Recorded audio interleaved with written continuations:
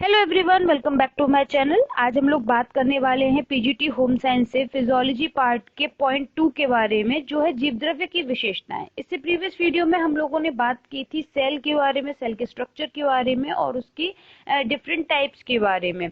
आज हम बात करेंगे इसके पॉइंट 2, जो कि हमारे सिलेबस के अकॉर्डिंग दिया हुआ है, जीव द्रव्य की विशेषताएं। सबसे पहले जीव द्रव्य को हम इंग्लिश में प्रोटोप्लाज्म कहते हैं। आपकी जो कोशिका होती है उसकी अगर हम आंतरिक संरचना की बात करें तो उसमें बेसिकली दो चीजें होती हैं। एक तो होती है आपकी सेल वॉल, ये जो आपकी जैसे कि एक सेल है तो इसके अंदर एक तो सेल वॉल होती है जो आउटर लेयर होती है, और इसके अंदर बहुत सारी चीजें मिलती हैं जिन्हें हम प्रोटोप्लाज्म कहते हैं।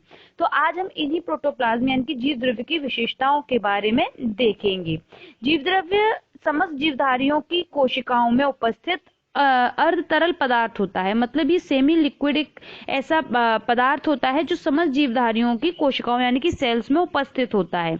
इसे जीवन का भौतिक आधार भी कहते हैं। अगर आपसे क्वेश्चन पूछा जाए कि जीवन का भौतिक आधार किसे कहा जाता है, तब आप बताएंगे कि प्रोटोप्लाज्म यानी कि जीव द्रव्य को जीवन का भौतिक आधार कहा जाता है।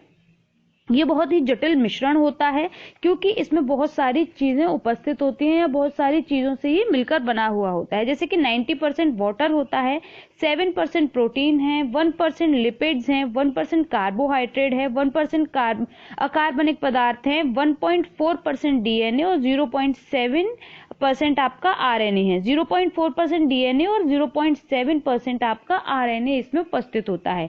इन सभी के कारण इसको जटिल मिश्रण कहा गया है।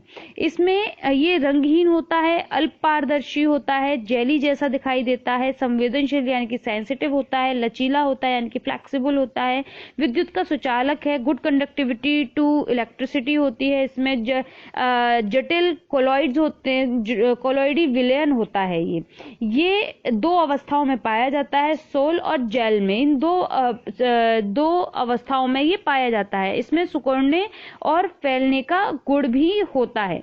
बेसिकली हम इसको दो पार्ट्स में डिवाइड कर सकते हैं। एक होता है आपका कोशिका द्रव्य और दूसरा है केंद्रक या नाभिक। कोशिका द्रव्य को हम साइटोप्लाज्म कहते हैं और हमारा जो दूसरा पार्ट है केंद्रक या फिर नाभिक, इसे हम न्यूक्लियस कहते हैं।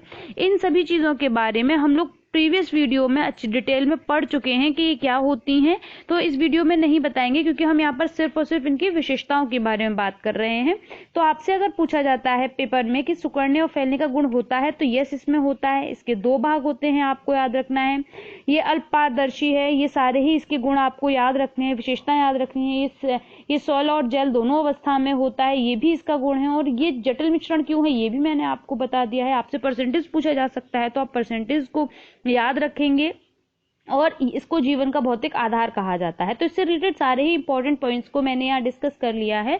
अगर वीडियो अच्छी लगी हो, समझ में आई हो, तो लाइक करें, शेयर करें एंड कमेंट करें। अगर आपको कोई भी चीज कमी लगती है या फिर आपको वीडियो पसंद नहीं आती है तो आप डिसलाइक भी कर सकते हैं। और आप अपने क्रिटिकल रिव्यूज हमें कॉमेंट सेक्शन में बता सकते हैं, सो दैट हम अपनी वीडियोज में इम्प्रूवमेंट करें और आपकी ज्यादा से अच्छी तरीके से हेल्प कर सके। Thank you for watching my video and have a good day. Bye bye.